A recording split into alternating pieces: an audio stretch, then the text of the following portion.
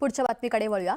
वक्तशीर आणि आपल्या कामाच्या विशेष पद्धतीसाठी जसे उपमुख्यमंत्री अजित पवार ओळखले जातात, तितकेच ते आपल्या रांगड्या पण दिलखुलास भाषणामुळे त्यांच्या चाहत्यांमध्ये प्रसिद्ध आहेत। याचा अंदाज त्यांनी बारामतीतील झालेल्या प्रचार सभेत आपल्या लग्नाची गोष्ट सांगताना दिलाय।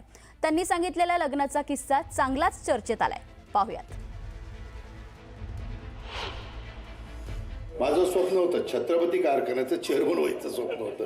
त्याच्या आयला ती राहिलं बाजूला आणि माळेगावचं चेअरमन झालं। छत्रपतीच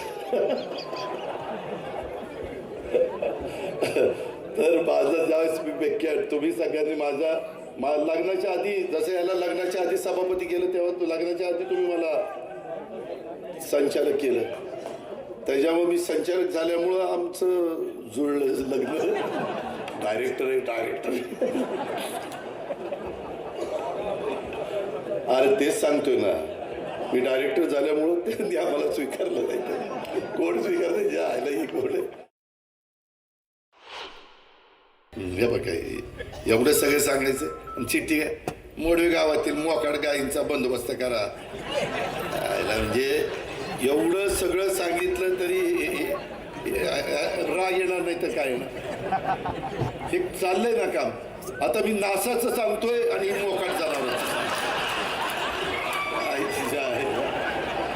त्याचा सत्कार करू यांड्रे नारळ त्याच्या डोक्यात फोडतो।